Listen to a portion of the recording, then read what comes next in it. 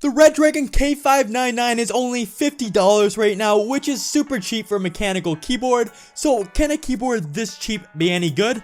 Let's find out. Shout out to Alvaro, he commented within 3 seconds of me posting the last video, which is nuts. And if you want to be featured in the next video, make sure to comment on this video and join my Discord from the link in the description below, and I will pick a comment to be featured in the next video. Like I said, this keyboard is $52 US, and after using my code JustinTech, it only costs $47 US, which is an insanely good price. Out of the box, it comes with a USB-C cable, a user manual, a Redragon sticker, extra red switches, a switch puller, and a plastic keycap puller. Again, I wouldn't recommend using it, and I don't get why companies include these instead of a wire keycap puller, as the plastic ones will scratch your keycaps.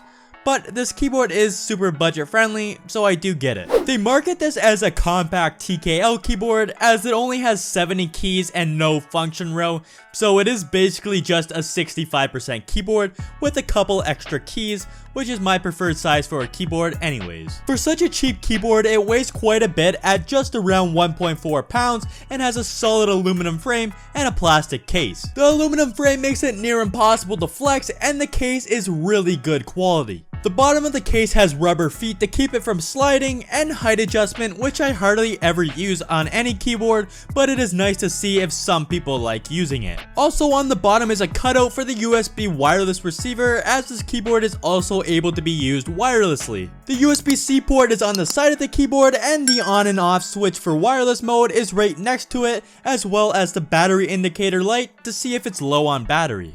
This keyboard uses 2.4G wireless and not Bluetooth, which is why you need the USB receiver, which you will have to plug in to use the wireless. Personally, I like this better than Bluetooth, and it seems to have less lag, as it is pretty similar to using it wired. Redragon says the battery will last 60 hours with the RGB off, or 30 hours with them on, which is pretty long for a budget keyboard. I have seen that some people get 27 hours if they have the RGB on a fully bright mode, which is still a pretty long time. It comes with Redragon's own cherry red equivalent Otemu switches, which feel nice to type on, and the linear switches are probably the best to game on as well. It is also hot swappable, which is nice if a switch dies, but it won't work for regular switches, just other Otemu switches. The stabilizers are decent, but overall the keyboard is a bit loud compared to others, but the typing experience is still near the top, especially for this budget.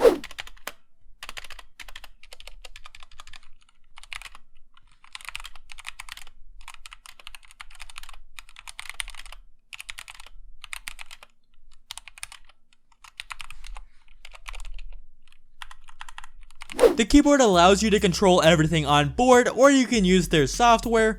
Personally, I don't really use the software, but you can if you would like to. It has 18 different RGB lighting effects built in, which you can change with function and these 6 keys.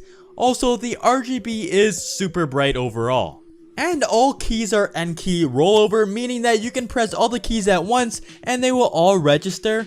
And this keyboard is compatible with Windows and Mac OS in case you're using it for Mac. The biggest con on this keyboard, and the only thing I could really find that I didn't like right out of the box, was the keycaps. The font is really big, which is nice, but it looks like a gamer type of font, and I would rather a more professional clean font, and they don't use the best plastic, but the keycaps are pretty easy to replace. And since the only logo is on the keycaps, you can have a super clean black case and a good typing experience with whatever keycaps you replace them with. Overall, I could really find only a few flaws on this keyboard. As for $50, this is a steal, and if you replace the keycaps, you could have a super clean keyboard for really cheap. Thanks to Redragon for sending this keyboard to review, and if you enjoyed this video, make sure to like, subscribe, and if you would like to join my Discord, click the link in the description below. Also, if you enjoy these short reviews, let me know, and I will see you guys next time.